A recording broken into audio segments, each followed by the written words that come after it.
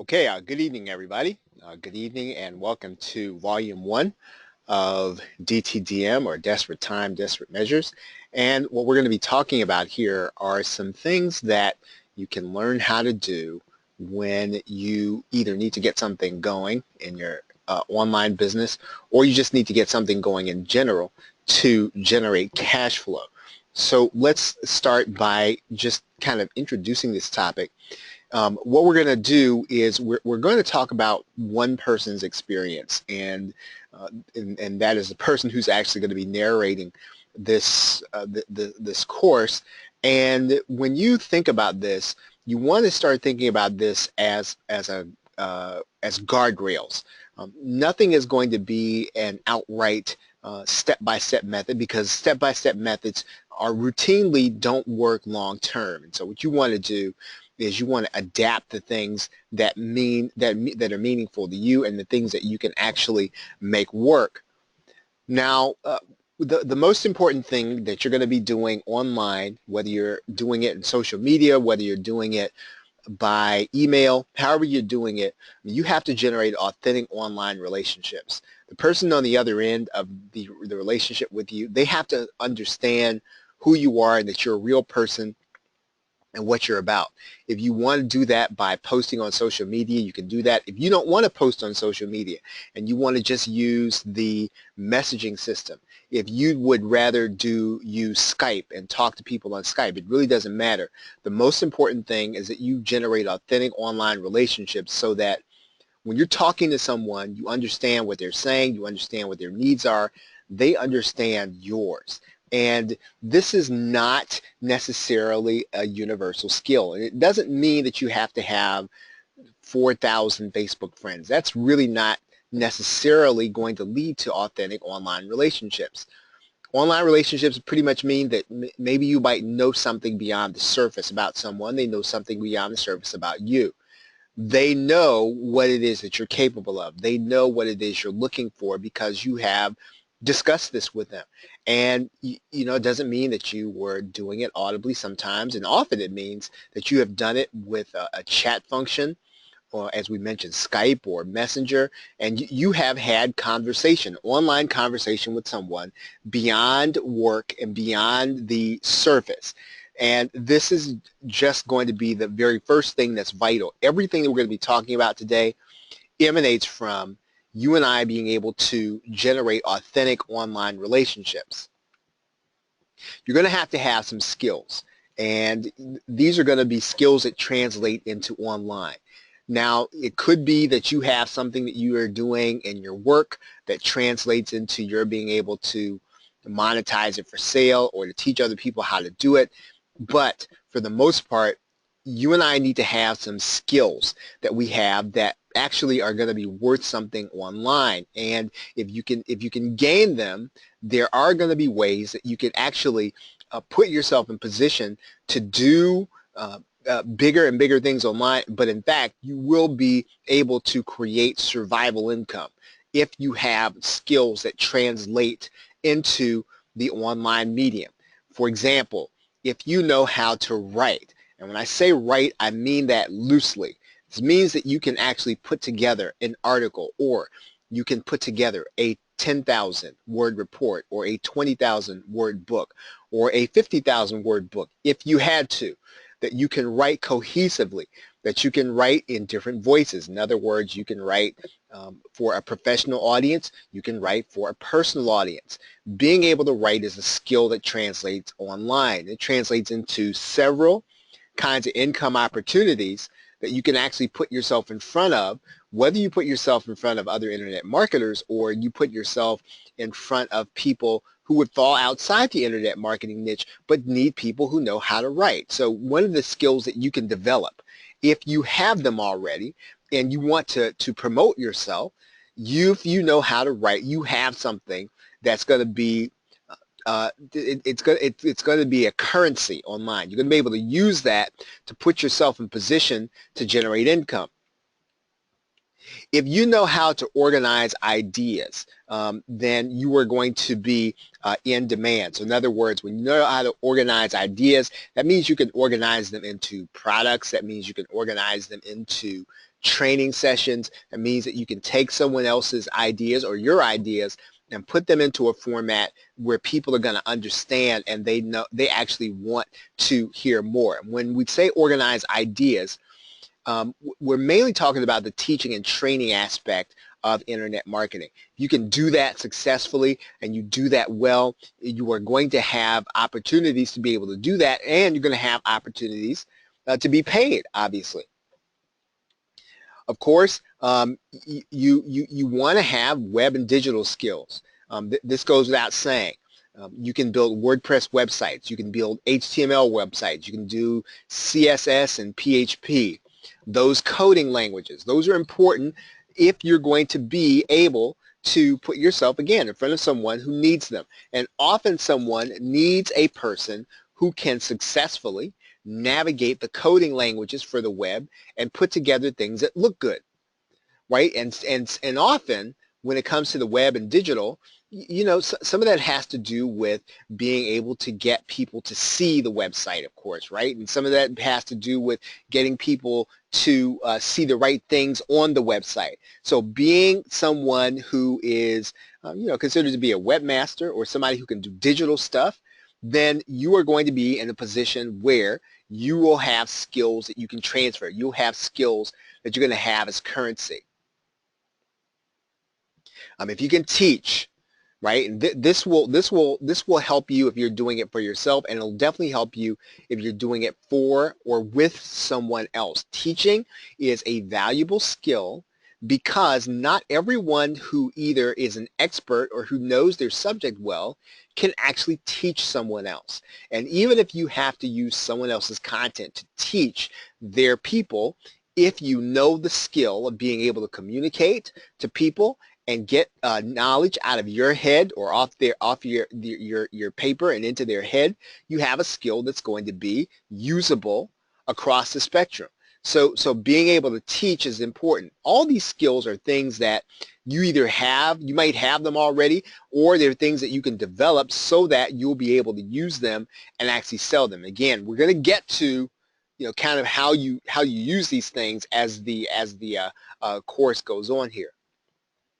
Going to need some knowledge, right? So it's not enough to have the skill. You need to understand whatever market you're in. And that means then that you need to be on the cutting edge of whatever is happening in your industry.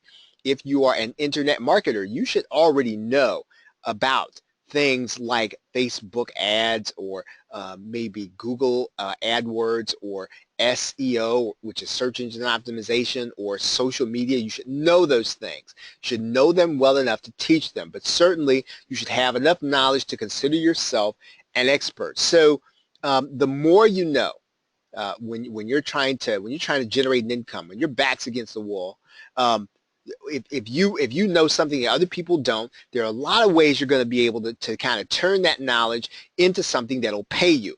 We'll talk about a few of those ways, but the most important thing is that you you have an understanding of whatever the niche is. If you're an internet marketer, you should have read all the classic books so that you understand what's happening. And again, that doesn't mean you're going to spit out what was taught to you. What you're going to do is use those things as a framework. If you can build an audience, this is a vital skill, and it's something that not everyone can do. But if you can gather an audience, right, the bigger that audience is, you can be paid for that audience. You can be paid for it in a number of ways. But if you can gather people to listen to a certain topic where they are identifiable based on the idea or based on the topic, this is something that's going to be valuable. It's going to be something that people want to pay for in one way or the other. If you can do that, and you can do that consistently, and you're doing it in an area where there are other people who are looking to get in front of that audience, you really just have to make sure that people understand what it is that they're going to have to pay you in order to get in front of your audience. And then lastly, or next to last, you're going to have some consistency. And I don't mean this generically, right? I don't mean this generically. What I mean by this is most things on the internet, when they make money, they tend to make money because of the cumulative effect. So in other words, it's hard to really see success if you start something on Monday and then you decide on Wednesday, you know what, this is really not working. I'm going to try something different. That does not work on the internet when it comes to doing things that make money. A lot of the things that you will try are not going to, they're not going to pan out. They're going to bomb. They're not going to have the effect that you want. The key though is continuing to work on one thing so that you will not only gain the knowledge and efficiency, but also so that you have time for people to notice you doing one thing. Right? If you start over on everything when you decide, okay, man, this is really not working, I'm going to try something else, you lessen the time that there is for people to actually find you. And then lastly, you're going to have some content.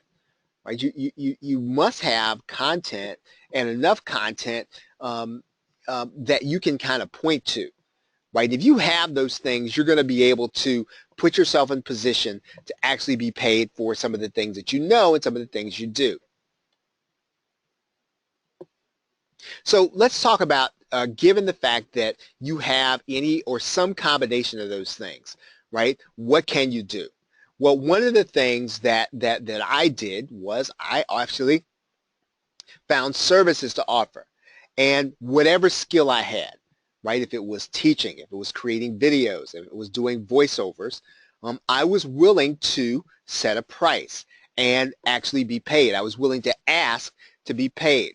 And to be quite honest, I was horrible at setting my price for services. And in some cases, I priced my service too low, and that meant that I did a lot of work for very cheap. I set what I thought was a reasonable amount that I thought I should be getting, but I probably undercharged the amount that I should have. And so one of the things that I would encourage you to do is to really take a look around the market before you start setting prices, because the tendency is going to be to undercut, and then that will ruin some of the quality that you're trying to do. So when I was offering services, I let everybody in my circle know what I did. Sometimes it was embarrassing because you want to tell people, hey, I've already made it.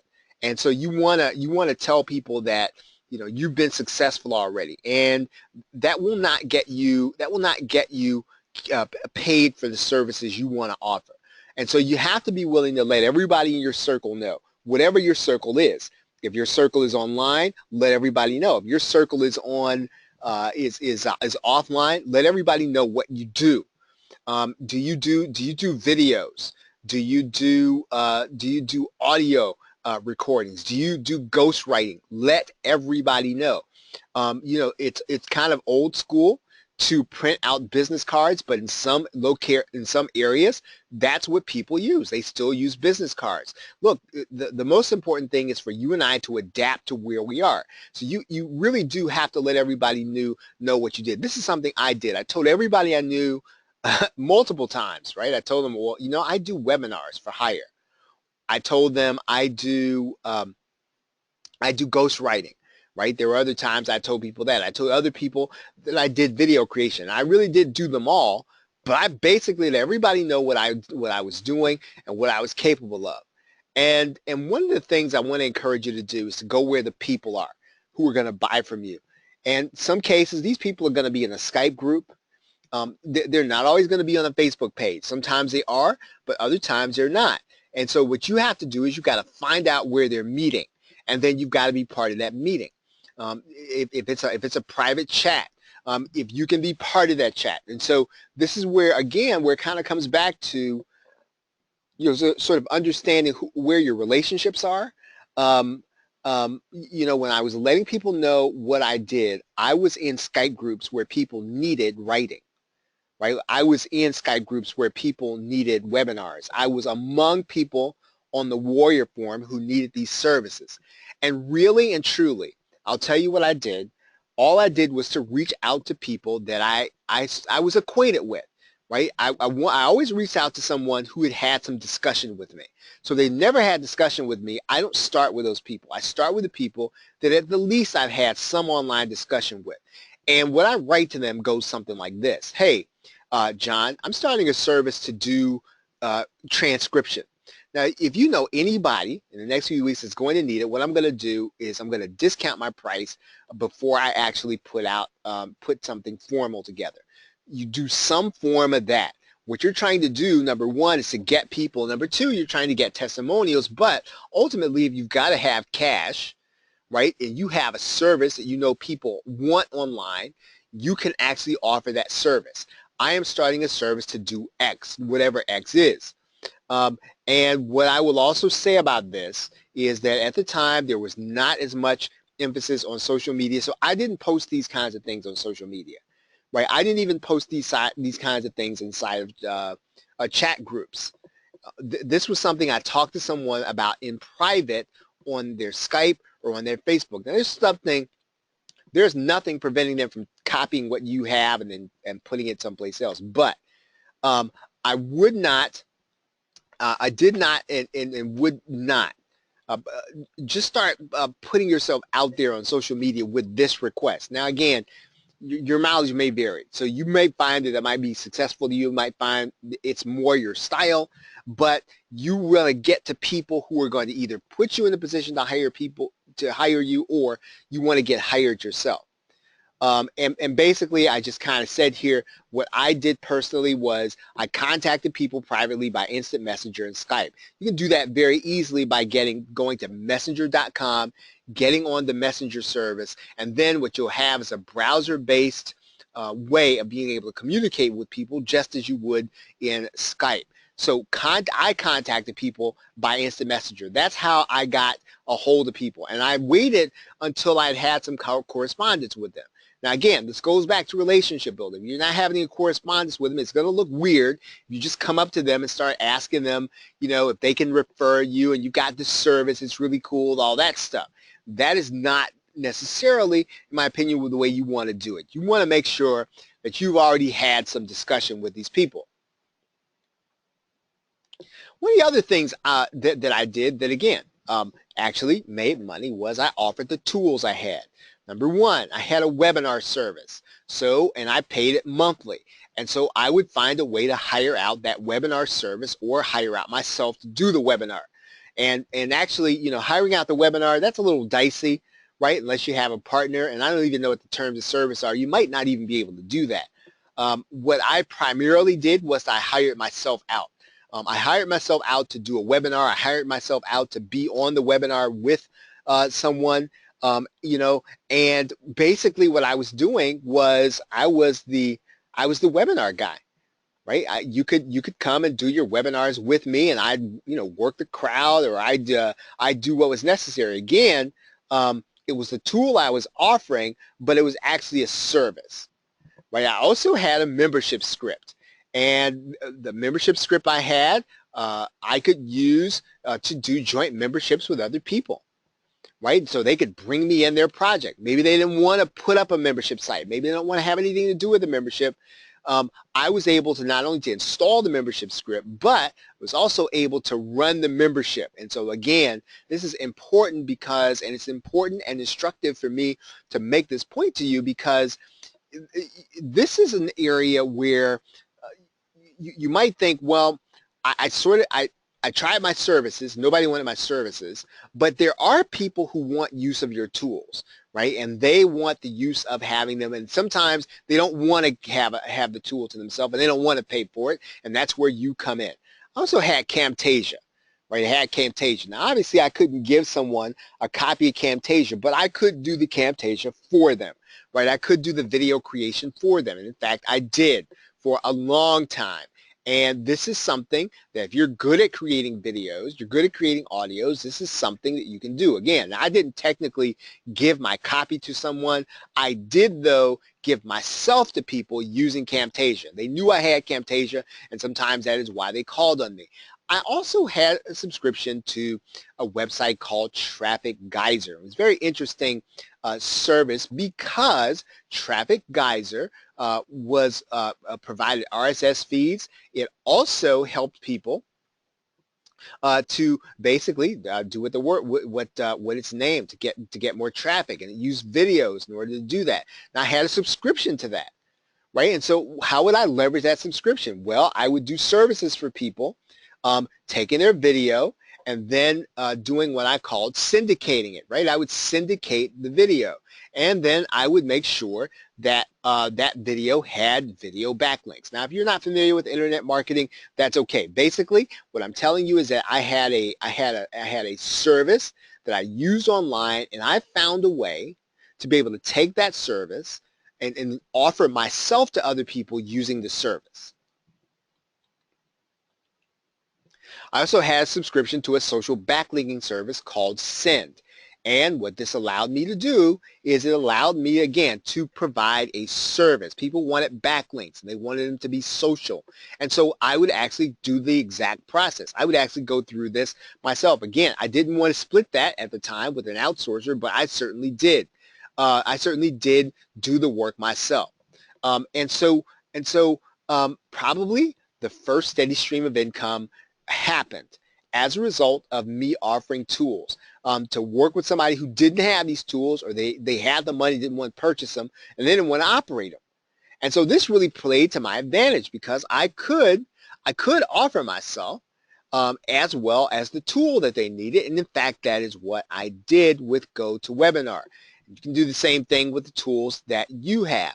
I always look to leverage what I purchase, and sometimes you have the rights to do that. Other times you do not. But anytime I purchase anything, even today, I will look for ways to leverage what I purchase. Now, what do I mean by that? In other words, yes, maybe I bought a course on doing hardback books, but how can I leverage that into a service? Maybe I can teach people how to do it. Maybe I can actually do it for them. The point is, you can always find ways to leverage what you purchase. Think about it differently in a way that you can actually sell it.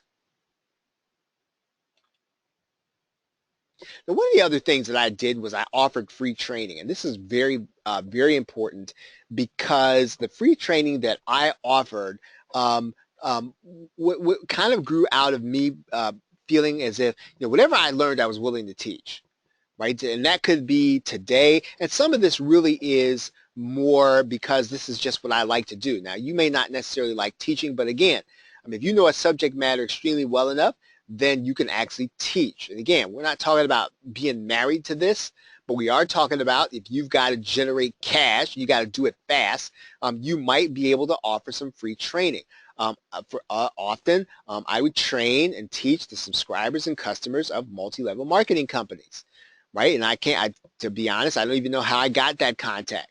It happened through a friend of mine, and so they knew I did webinar training, so I always offered my webinar training, and that's really where I cut my teeth and learned how to do webinars, right? I taught local workshop groups. Again, all this was free. I never asked for money. Now, when I was on the call for the subscribers and customers of the multi-level marketing. I might make an offer, right? I might pitch them on something, but in general, it was free training to the people that are there. I did paid workshops too, right? But that was kind of one or two times in the past. Now, I would do the same kind of teaching and training on podcasts, right? Once again, all this does is it increases my own credibility and gives me the opportunity, puts me in position to be discovered, right? So I taught on podcasts. I taught on the webinars of people who couldn't do their own training. Some people were insecure about their ability to train. I did it, right? Because this is something that I could do. Now, again, you probably have something else that you can do. This was my thing. And so I offered that to people. If they didn't want to do it themselves, I would actually do it for them. And of course, I actually did travel and teach at some seminars. Now, I can't say it was all that good, right, what I taught, especially early on. But I did do that. If I had an opportunity to do training or do some teaching, I would take it, because once again, being discovered is really a matter, it's a numbers game, and being discovered by someone who's actually looking. And then, of course, there is actually a site called Blog Talk Radio. I'm going to talk a little bit about that now. And Blog Talk Radio, here's the strategy, and here's actually what I did.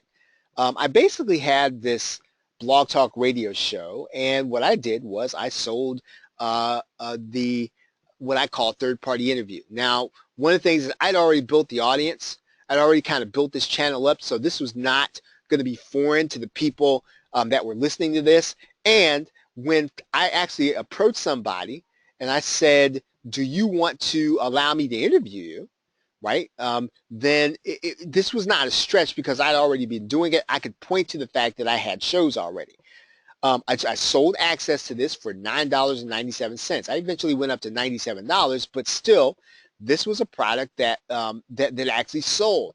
And the thing about this is that, you know, if you were to do something like this, right? You'd almost want to try to upsell people into something. I did not do that, right? I did not upsell people. I just charged $9.97, and then they were in, right? You want to you are basically selling access, right, to your audience, right? And what you're trying to do is, if you can gather an audience, whether it's Blog Talk Radio or otherwise, you can actually get sponsorship, right? You can either sell access to the audience. You know, you can actually have the audience yourself. But if you want to sell access to the audience that you're building up, you will eventually be able to get a sponsor. There are people who want to be in front of your audience because of what they sell and what they know your audience is looking for. And this, again, is something that anybody can actually do. And you can actually do this yourself. I would encourage you to consider being a Trojan horse. Now, what does that mean? Being a Trojan horse means, for the most part, you need to get involved with other people's launches and somehow or another get them to allow you to collect leads. And I've done this in a number of different ways. Of course, you know, what some people are doing is they are these days, you know, people are actually kind of getting on other people's download pages and things like this. But you can actually do this better, I think, right, by working with people who are creating products. I did course creation for larger marketers for a long time. I also did the membership pieces of a membership partnership, right? So in other words, again, I knew how to create the membership site. I knew how to operate it. I had the membership script. So what I did was I managed the relationship while the other fellow did the teaching. And it was perfect for him because he didn't have to worry about any of the tech stuff, and it was actually perfect for me because I didn't really know enough yet. The benefit of this is that I saw an internet marketing operation from the inside, and what it actually did for me was give me a broad sense of what not only what both happens but really needs to happen, you know, if you're trying to get something going. I want to talk about product launches on the Warrior Forum briefly. And again, these last three things, I didn't really have time to talk. I need to try to talk through this quickly with you so that you can actually explore this part of it. But launching your product on the Warrior Forum using Warrior Plus. I mean, there's a viral effect to this. And you get some viral effects that you can't get from JVZoo at this time. You are actually trying to find, in some cases, affiliates for the first time, and affiliates will find you easier because of the email that goes out whenever you actually launch something, not only to the buyers, but also to get the attention of the affiliates. Just so that you'll know, I mean, here's something that the way that I approached it. You know, I think there was a gentleman named Jimmy Mancini. I mean, he was the first to teach clickable annotations on YouTube. I did not buy his product. I just saw it out there, and so I said, well, I'm going to teach it to the offline niche. And all I did was adapt the subject to the offline niche, and it was a hot selling product. Now, most of the time, you're going to try to get a result, right? You're going to try to get something that you want people to replicate and you want them to be able to get the same kind of results that you did, maybe list building, maybe an income goal, whatever the case is. But if you can't, you can actually teach somebody something new, but it really does have to be new, right? And that's what I did with clickable annotations. And, and the important thing about that is that, you know, I sort of already had a list, but I had the list because I was already focused on creating content. Now, again, launching your product on the Warrior Forum is something that anyone can actually do to get started, right? So what you're building is a product snowball. You were trying to uh, launch a product, and then you'll take that list, start emailing it, launch your next product. And again, you are building some momentum. What you're doing is you're building a library of products so that you start building your list. You're actually going to get compensated backwards. People are going to come into your marketing funnel. They're going to see your other products. They're going to like what you've done. They're going to say, what else does this person have? They're going to go looking for your other products. And you want to have a library of products available for people to buy, and you have to develop those, but you do that by launching, right? And there's no other way to do that. I mean, you can wait for other forms of commissions and sales, but launching your own product is still going to be one of the best ways for you to be able to get started. Okay, now when in doubt, barter. I personally use barter of my internet marketing skills on Craigslist. I would offer openly, right? I'd write my own ad to build the website of any tradesperson, right? Sometimes I'd write it for painters. Sometimes I write it for handymen. Sometimes I write it for car repair people. It was not beyond me to write an ad saying that I'll build your website if you can do this work. Okay. There's also what people call script in the barter industry, and that means what you're doing is you're actually going to give that person, the tradesperson, a website, right? They're going to get a certificate that they can build a website. They can come back and use it later. Now, you want to make sure that you make it transferable, right? So that if they want to use that, you know, whatever you want to call it, voucher or certificate, they want to use the website that you promised them in order for them to get more services that they can. So it is transferable. It's a concept called script. In the past, I mean, I've been able to acquire a grand piano, an acoustic guitar, again, all by just offering my skills. I needed something. I went looking for it on Craigslist. I offered my skills. Pretty much as simple as that. And to be honest, I've only had to fulfill on building one WordPress website.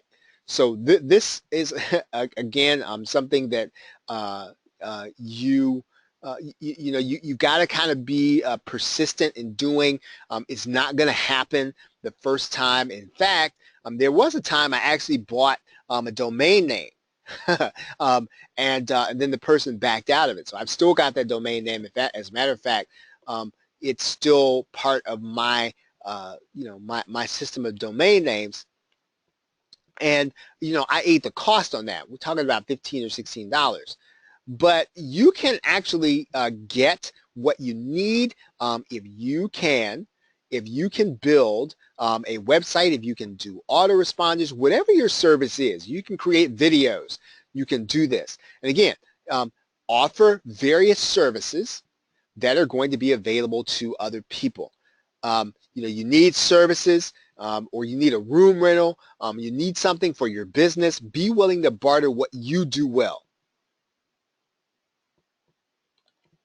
Now, in conclusion, what we've covered is some of the basics of one person's build and survival period. The one thing to think about here is that there were no work commitments. So I didn't have work to contend with, and that could actually work for you and against you. You will actually work with more efficiency if you have a lot to do. So not having anything to do doesn't necessarily work in your favor. If you kind of feel like, well, if I had more time, that doesn't necessarily work for you to your advantage.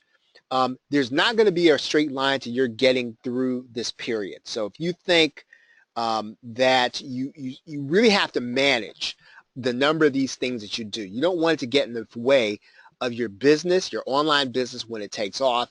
You want to be ready to get out of these things. And the key to these things is that they're sort of short. They can be dropped off. They don't have to become long-term businesses. The fact of the matter is you just do what is necessary. Sometimes if you don't have anything going on and somebody asks you, if you can do a webinar on Facebook ads, maybe you can't at this point, but you can learn. I would encourage you, if there's a case like this, yes, be honest, but you say, I can do webinars. I'll have to learn and get trained on doing Facebook ads. And again, some people are going to say, well, I really wanted somebody who could kind of do it right now, which is fine. But you want to make sure they know that you're available. Be willing to take an opportunity, whether or not you're going to get paid immediately or not. This is also important because you're often going to run into cases where you might be working with another internet marketer and they don't want, right, to put money out up front, or maybe they can't in some cases because they're waiting for their launch to pay off. Getting on the inside of their organization or on their work team is going to pay you more valuably sometimes than actually getting paid immediately. So don't turn down an opportunity to do some work just because you don't get paid immediately. And again, once again, most important thing, this is not forever. You can't plan on it being forever. These are things that you can do if your back's up against the wall, but you have to get out of that as soon as possible. And and you might say, well, how long do I do this? Well, you do this as long as your intended niche is profitable. So if you're working on your niche, you want to keep working on it, and you want to make the right decisions for the right reasons. If you can kind of put an income together that doesn't depend on that niche having to make money like right now, then what that does is that means that when you're building something that's going to really pay off, you're going to build it the right way. You're going to make the right decisions for the right reasons, as opposed to making the decisions solely based on the money you've got to have.